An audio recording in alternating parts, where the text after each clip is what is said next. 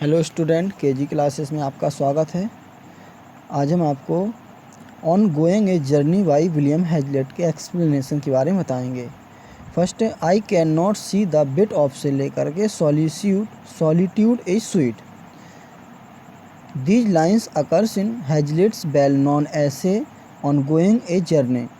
To Hazlitt it is one of the pleasantest things to go on a journey, but Hazlitt does not want to have a companion with him on a journey except in some exceptional circumstances.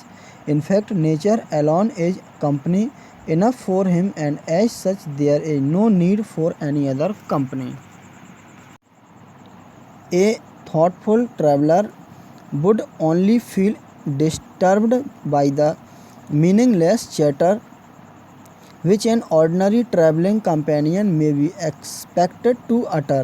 A man's own imaginative thoughts prevent him from feeling lonely when he is all by himself. So Hazlitt would like to enjoy a trip in the lap of nature all alone. He asks what is the point of discussing with a companion country objects like cattle and hedgerows. A travelling companion would all the time remind the traveller of the town, whereas he may be travelling to forget to town. When a person is going on a journey, he forgets his workday self and assumes a different personality. A companion would render this impossible. People who are in the habit of going to public resorts like the sea or the hills can never be really relaxed because they find that there are so many others there whom they know well. It is as if the town is traveling along with them. Thus the purpose of the journey is defeated when a friend is on that journey with the traveler. Being alone would give man more freedom of movement. A companion might prove only to be a hindrance.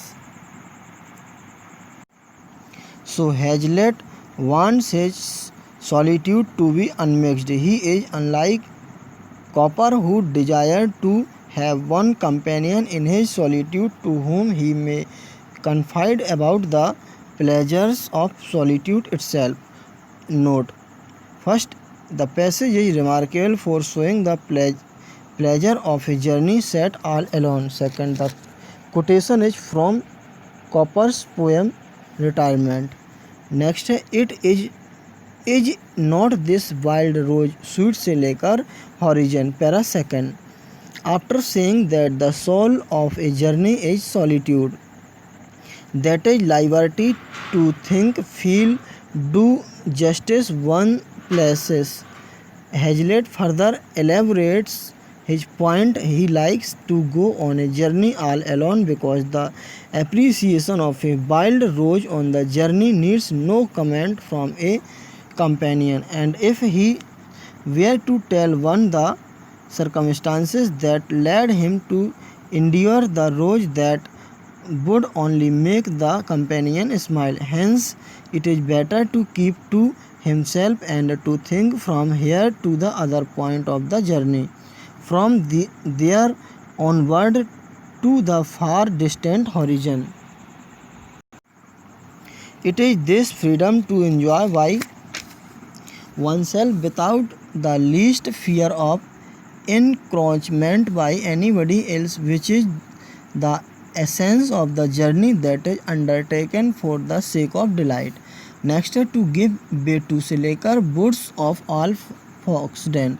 Para second, Hazlitt here mention one more hazard involved in going on a journey with a companion.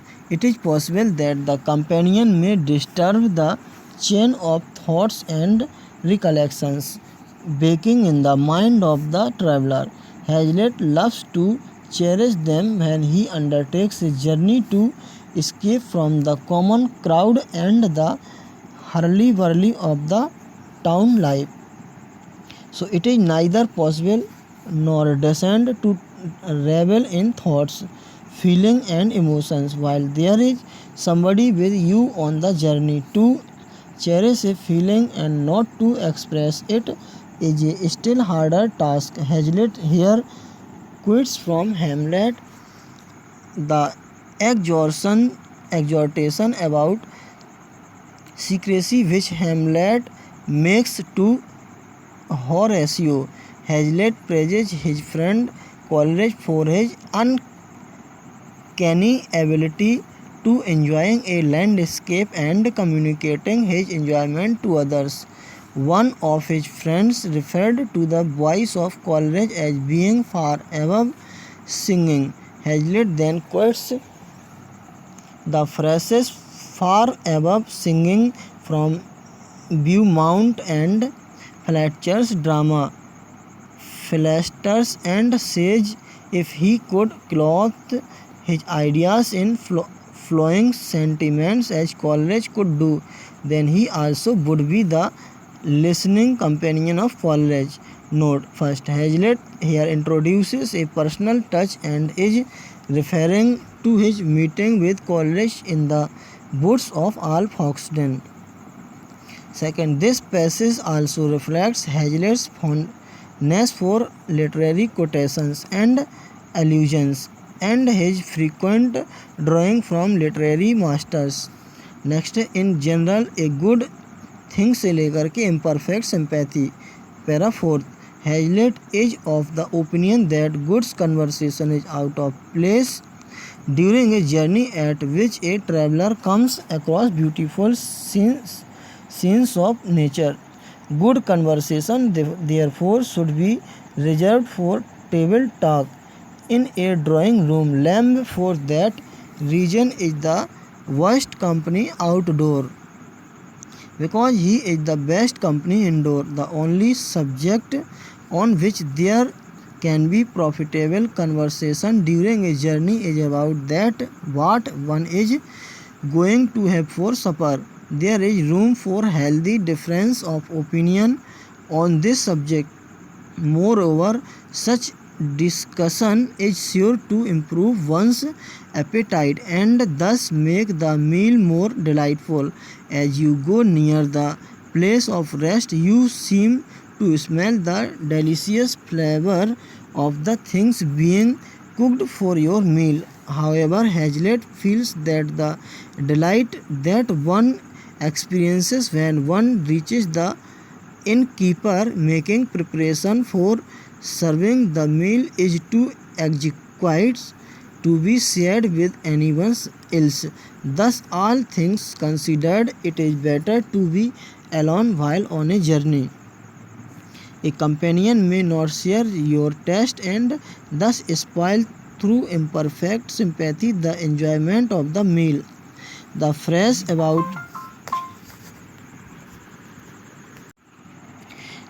about taking one's rest at an inn is a quotation from the first part of Henry IV.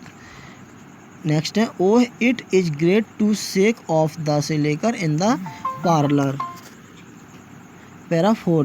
In these lines, Hazlitt has described the delights of remaining unknown and a stranger in a company. He says that when he is in an inn and he finds himself in the company of a stranger, he does not disclose his identity to anyone. A man who is having recognito enjoys a freedom which one who is well known can never experience.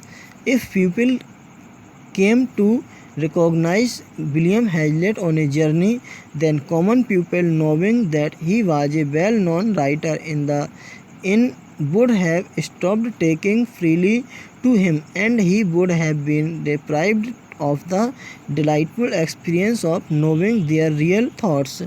Becoming a little eloquent in describing the joys of being incognito, Hazlitt says that this liberates him from all the impediments, limitations, and encumbrances of social life. So far as our social life is considered, we are liberated from all social and political bonds, and we become the pure and unadulterated creatures of nature. By the phrases to hold to the universe by a dish of sweet breads, Hazlitt means that in the universe nothing appears more significant to us than the act of realizing a dish of sweet bread in an inn. The day's journey in the poem open spaces of nature makes us so much tired that we are filled with an irresponsible, irrepressible longing to satisfy our appetite soon after the sunset. Next है there is hardly anything that's liquor, all is a dessert. Para 5th. While traveling by himself, it becomes clear that in some respect imagination is very wayward and short-sighted. Change of place makes a fundamental difference to our way of thinking when we pass from one type of geographical feature to another. It seems that we cannot recall the first one. It is possible to recapture a scene that you may have witnessed years ago, but it is impossible to visualize a wooded landscape which you have seen a couple of hours ago when you are in a barren place. According to Hazlitt, therefore, imagination is a kind of canvas which is limited in extent, so that by inscribing something on it, you are at the same time also wiping out something else. When you are at a barren patch, it appears to you that the whole earth must be barren. So Hazlitt illustrates his point by quoting from Etheridge's play The Man of Maud. In the play, the remark about the countryside being all a desert is made not because the character is unable to recall what the countryside is like, but because he regards it as a desert, since it is without the sophistication that London life provides. Next है be major the universe से लेकर के excludes all other. Para 5th in the present extract Hazlitt is elaborating the idea which he expressed in earlier lines that mind and imagination can conceive of any one particular scene or thought at a given time. He said that what we see with imagination is only dimly perceptible, especially in relation with and in comparison to the objects of outward sense which we behold with our eyes. According to Hazlitt, we look at the world by means of our immediate perception, and though we take the help of our imagination, the major source of our knowledge is sense perception and not imaginative comprehension. But our effort to understand our own inner nature in its entirely is bound to result in failure, since the mind has its own limitations. Our finite minds can comprehend only the things that are finite, while the inner being seems to be a world of infinity. It is true that the mind is capable of remembering a large number of things and places, but it is also true that all the senses and impressions cannot be recalled at a given time. Drawing an apt and expressive metaphor from the playing instrument, the writer says that an instrument is capable of producing an infinite variety of tunes, but all the tunes cannot be heard simultaneously and insimultaneously. Similarly, the human mind is incapable of pursuing those thoughts that wander through eternity and are of an infinite variety, but only one particular thought can be dominant at a particular moment. Drawing a metaphor from the window, we can say that if our mind has the windows which open inward to receive some ideas, in it has those windows also which open outward and let the ideas go out. We cannot retain and drive out the same set of ideas in a particular moment. Next they are intelligible से लेकर by the way para 6.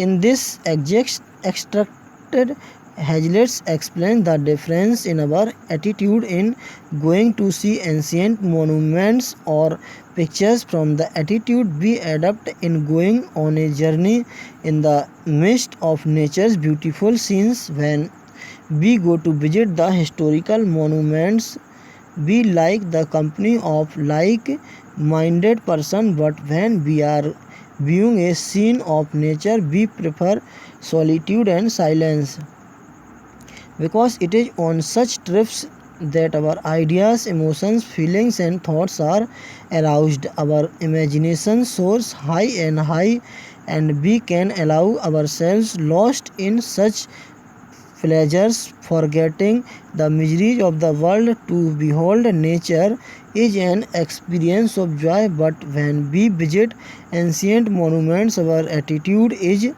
to get more and more information about them, and such an information can be gathered only by taking to others. In order to bring his point home to the readers, the writer gives an example of two places, Salisbury Plain and Stonehenge. The former is noted for its natural and scenic beauty, and the latter is famous for its richness in monuments.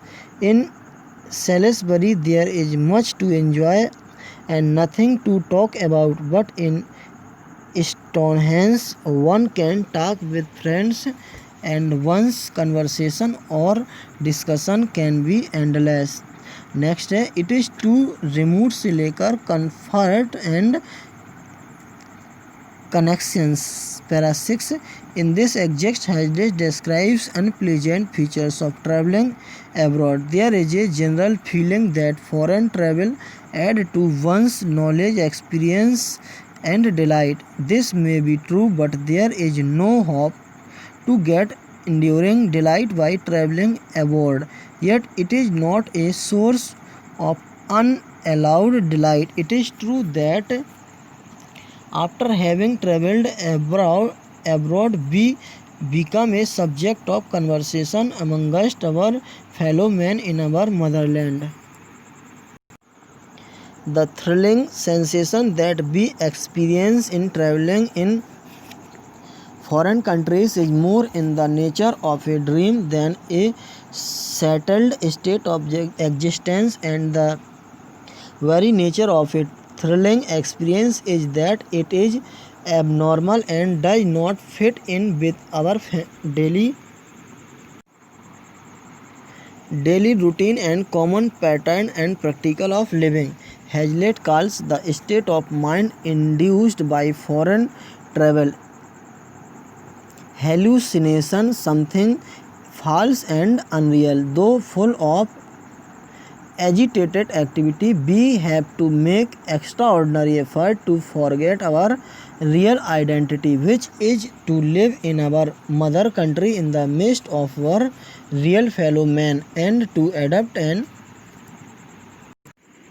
artificial pattern of living forever. When we make this extraordinary effort, we have to deprive ourselves of those innumerable delights and pleasures which are easily available to us in the land of our birth, in order to experience the extraordinary thrill and sensation of travelling incessantly in many goodly states and kingdoms. We have to sacrifice many pleasures of a substantial nature which we can get at home just for nothing and by just asking. It is therefore impossible to combine temporary thrilling sensation with permanent and lasting experience of delight. Thanks, best of luck.